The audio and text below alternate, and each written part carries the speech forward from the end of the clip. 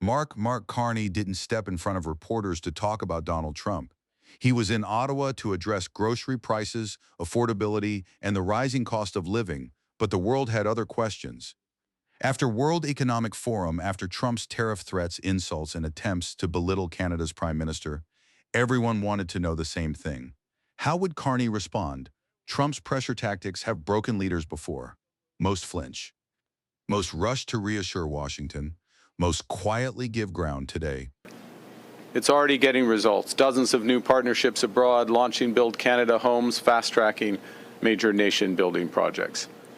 Our economy, Canada's economy, has created 190,000 jobs on net since August. In absolute terms, that's more than the United States over the same period. We have the right plan. The world is knocking at our door, and momentum is building. But as the Minister of Finance just said, the biggest payoffs will take time. And many Canadians are feeling the pressures right now of everyday expenses.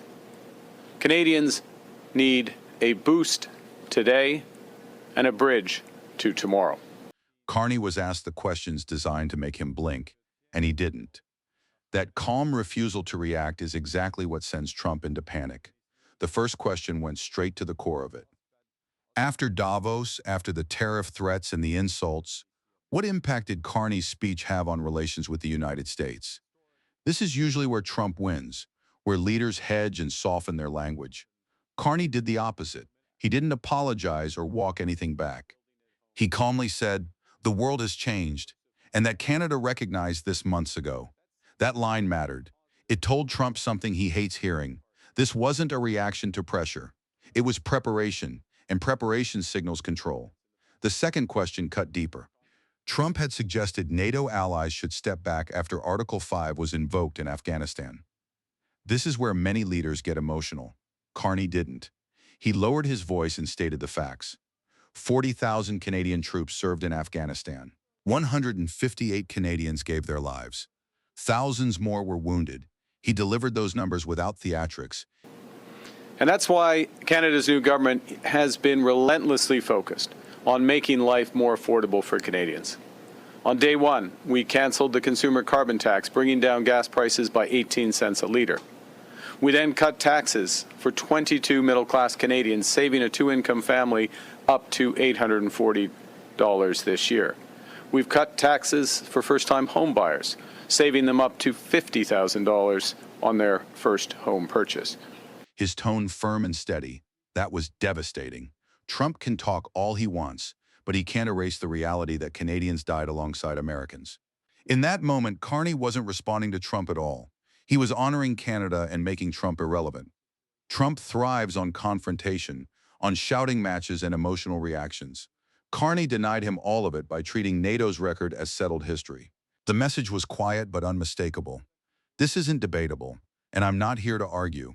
That kind of certainty unnerves Trump because you can't dominate someone who refuses to play the game. Carney then explained Canada's focus going forward, what it can control. Building at home, diversifying trade, strengthening resilience. This strikes at the heart of Trump's playbook. Trump's leverage depends on urgency, on boxing leaders in and forcing rushed decisions. Carney removed urgency entirely. His tone was measured, his posture relaxed, his pacing unhurried. The body language said it all. I am not under pressure. You are. Then came the most consequential part. Carney spoke openly about Canada becoming less dependent on any single market. That wasn't a technical aside. It was a warning. Out east, we've reduced tolls for vehicles on the Confederation Bridge, cutting them from over $50 to $20, and cut fares by 50% on ferries in Atlantic Canada.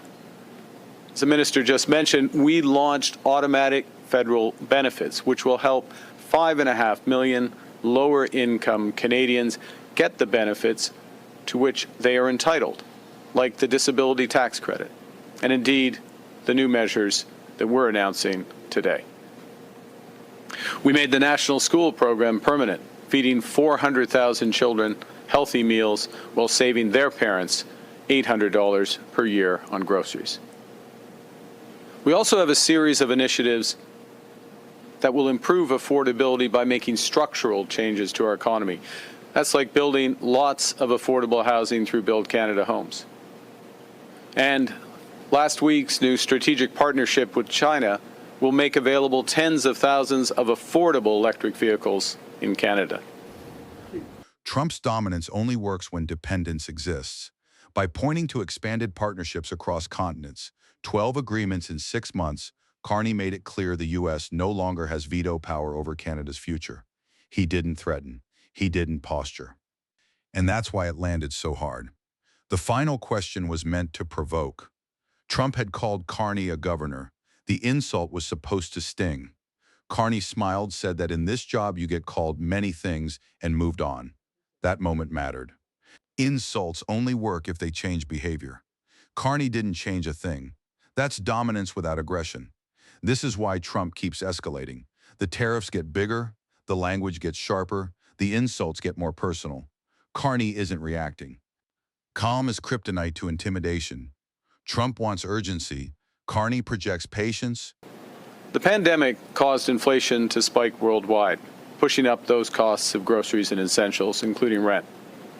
Global supply chain shocks, subsequently shocks caused by tariffs, weather events from our changing climate, and geopolitical disruptions have caused food prices to rise faster than overall inflation.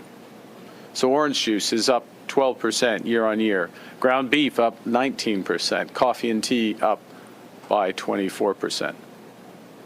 Ce problème ne touche pas seulement une minorité de gens très vulnérables. L'an dernier. Trump wants submission. Carney projects inevitability. This press conference wasn't loud or dramatic, but it was devastating. It revealed something Trump cannot tolerate, a leader who does not flinch. Carney answered every serious question and ignored every attempt at provocation, and in doing so, he reminded everyone watching who was actually in control. If you want analysis that explains power, not noise, not theatrics, subscribe to Capital Insight. This wasn't spectacle. It was authority.